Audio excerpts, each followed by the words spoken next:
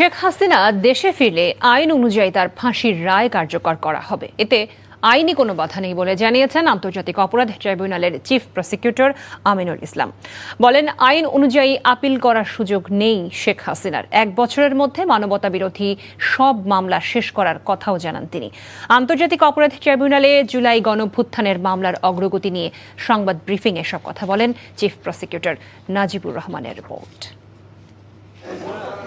জুলাই অভ্যুত্থান ও শেখ হাসিনার বিচার সহ নানা ইস্যুতে সংবাদ ব্রিফিংয়ের আয়োজন করে আন্তর্জাতিক অপরাধ ট্রাইব্যুনাল।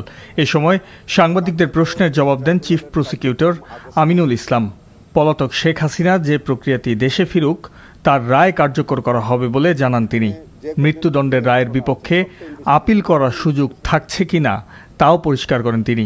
মৃত্যুদণ্ডপ্রাপ্ত একজন আসামি যদি দেশে আসে তাহলে ওই রায়টা তো কার্যকর হবে, আইন অনুযায়ী রায়টা কার্যকর হবে। মৃত্যুদণ্ডের ক্ষেত্রে আমাদের দেশে কেউ বেল পেয়েছেন নজির নাই। উনি যদি আপিল করার সুযোগ আইন অনুযায়ী থাকে আর যদি উনি আপিল করেন তাহলে আপিল নিষ্পত্তি সাপেক্ষে হবে।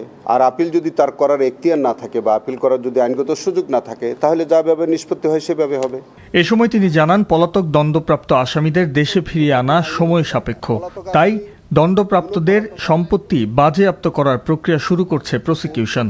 মানবতা বিরোধী অপরাধের মামলাগুলো আগামী 1 বছরের মধ্যে তদন্ত ও বিচার কাজ শেষ করার লক্ষ্যের কথাও জানান আমিনুল ইসলাম। অর্থনৈতিক যে জরিমানাটা আছে সেই প্রক্রিয়াটা আমরা, যাদের বিচার হয়ে গেছে সেই প্রক্রিয়াটা আমরা কিছুদিনের মধ্যে শুরু করব আশা করছি। যে যাদের সম্পত্তি বাজেয়াপ্তের আদেশ আছে অথবা যে অন্যান্য যে অনেক 1 লাখ টাকা জরিমানা, 2 লক্ষ টাকা জরিমানা বা এই যে ফাইনগুলো আছে বা সম্পত্তি কনফিসকেশনের যে আদেশগুলো আছে সেইগুলো কিভাবে দ্রুত বাস্তবায়ন করা যায়, আসামি পলাতক থাকা সত্ত্বেও ওইটা করা যাবে। এই জুলাইয়ের মামলাগুলো খুব দ্রুততার সাথে আমরা ইনভেস্টিগেশন শেষ করে আমরা সম্ভাব্য আগামী 1 বছরের মধ্যে যাতে অন্তত জুলাইয়ের সমস্ত বিচার আমরা শেষ করতে পারি সেই বিষয়ে আমরা একটা কমিটমেন্ট নিয়ে আমরা ইনভেস্টিগেশন এবং বিচার কার্যে আমরা কাজ করে যাচ্ছি।